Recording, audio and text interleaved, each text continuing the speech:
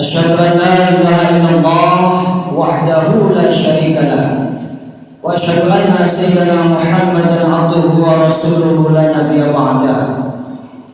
اللهم صل وسلم وبارك على حبيبنا وشفيعنا سيدنا ومولانا محمد وعلى آله وصحبه ومن تبعه بإحسان إلى يوم الدين.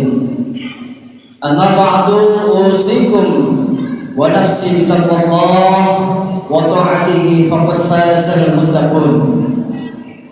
اعلموا أن الله تعالى في القرآن الكريم أعوذ بالله من الشيطان الرجيم يا أيها الذين آمنوا اتقوا الله حق تقاته ولا تموتن إلا وأنتم مسلمون. وقال النبي صلى الله عليه وسلم ittaqillaha haitsuma kunta wa atbi' as-sayyi'ata al-hasanata tamhuha wa khaliqin nas bi khuluqin hasan. Shadaqallah wa sadaqa rasuluhun nabiyil karim. Kaum muslimin, saudaraku, sidang salat Jumat di Masjid Al-Mubarak senantiasa dirahmati lan sedaya jamaah pinaringan berkah saking Allah Subhanahu wa taala. Ungkapan yang pertama dan yang paling utama setiap khotib yang ada di atas mimbar pada hari Jumat selalu berwasiat dan mengingatkan yang berbunyi usikum, kula berwasiat datang panjenengan sedaya wa nafsi lan berwasiat datang pribadi kula bitaqwallah, senantiasa takwa kepada Allah Subhanahu wa taala. Karena dengan bekal takwa, karena dengan predikat takwa itulah nanti di yaumil kiamah Allah berjanji inna akramakum indallahi atqakum. Kata Allah, sesungguhnya orang yang aku muliakan adalah orang yang paling bertakwa nalika gesang urip wonten alam dunia. Itulah orang yang akan dimuliakan oleh Allah, hanya orang-orang yang bergelar taqwallah. Kaum muslimin, sidang salat Jumat senantiasa dirahmati Allah Subhanahu wa taala. Hari ini adalah Jumat pertama di tahun 2025, karena 3 hari yang lalu mayoritas umat Islam merayakan tahun baru Masehi 2025. Otomatis dengan bertambahnya tahun maka bertambah pula usia kita atau umur kita. Padahal sesungguhnya dengan bertambahnya tahun, bertambahnya usia kita, sesungguhnya hakikatnya adalah berkurangnya umur kita. Oleh sebab itu, maka jangan terlalu berlebihan merayakan hari raya.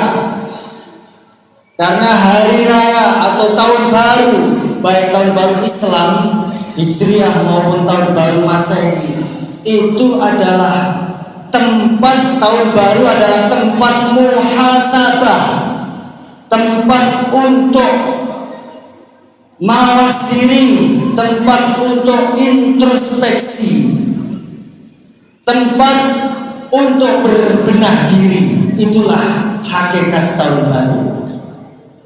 Oleh sebab itu Allah mengingatkan dalam Al-Quran yang berbunyi ya ayyuhalladzina amanu, wahai orang yang beriman, ittaqullah, takwalah kalian kepada Allah, wal tanzur nafsun, hendaklah memperhatikan, memprioritaskan bekal qaddamat liwat, bekal untuk kehidupan hari esok, yaitu negeri akhirat. Kaum muslimin rahimahullah, Banyak sekali orang-orang yang berpikir masa depan mulai masa depan anak-anak kita, masa depan memprediksi tahun yang akan datang akan terjadi seperti ini dan seperti itu. Akan tetapi kebanyakan manusia lupa untuk memprediksi dan membekali diri masa depan yang sangat jauh, yakni negeri akhirat. Kaum muslimin rahimakumullah, kita saat ini masih ada di alam dunia. Sebelumnya ada di alam kandungan. Di alam dunia inilah kesempatan kita bercocok tanam, beramal soleh untuk bekal nanti di yaumul kiamah. Karena kalau kita meninggalkan dunia, kalau sudah mati, masih ada kehidupan, yakni kehidupan di alam kubur atau alam barzakh. Mati itu bukan merupakan akhir dari kematian kehidupan. Sebuah kematian bukan akhir dari kehidupan, akan tetapi kematian itu adalah transit untuk menuju alam berikutnya. Otomatis bekalnya hanya di dunia. Setelah di dunia mati, kita masuk di alam barzakh, alam kubur. Itu hanya sebagai transit ke alam kubur. Kemudian kalau Allah sudah mentakdirkan dunia ini hancur lebur kiamat, maka nanti akan transit lagi, diperjalankan semua makhluk Allah yang ada di bumi dan di langit sekalipun akan ditransit lagi, yaitu di padang mahsyar. Masya Allah. Setelah itu nanti akan transit lagi, diperjalankan lagi yang namanya yaumul hisab, ditimbang. Di situ melalui proses ada yang namanya jembatan Shiratal Mustaqim. Nek amale sae melampah lewat jembatan itu nggih wonten mawon sudah sampai. Nah, setelah Shiratal Mustaqim kemudian masuk dalam yaumul hisab, ditimbang amale sing sae luwih kathah napa luwih sithik, amale sing elek luwih kathah napa sithik, maka nanti itu baru mencapai finish, yaitu surga atau neraka. Begitu panjangnya masa depan akhirat yang sangat begitu jauh. Negeri kehidupan akhirat tentu otomatis kita harus memperbanyak bekal mulai di alam dunia ini, memperbanyak amal soleh dan solehah untuk menuju bekal kehidupan di akhirat. Makanya perlu kita mempersiapkan bekal menuju ke akhirat. Harus lebih banyak. Karena apa? Perjalanan yang sangat jauh, mungkin ratusan tahun, bahkan jutaan tahun, wallahu a'lam, untuk menuju proses dakhulal jannah. Kaum muslimin sidang salat Jumat yang dirahmati Allah Subhanahu wa taala. Dalam khutbah yang sangat singkat ini, saya akan sampaikan mengenai doa.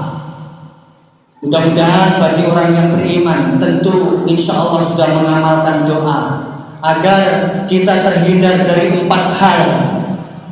Kata Nabi, ada dalam hadis yang sangat sahih, Nabi menganjurkan di bacaan tahiyat akhir untuk ditambahi doa yang berbunyi Allahumma inni a'udzubika min azabi jahannam wa min azabil qabri wa min fitnatil mahya wal mamat wa min fitnatil masihid dajjal, yang artinya semoga kita terhindar dari 4 hal.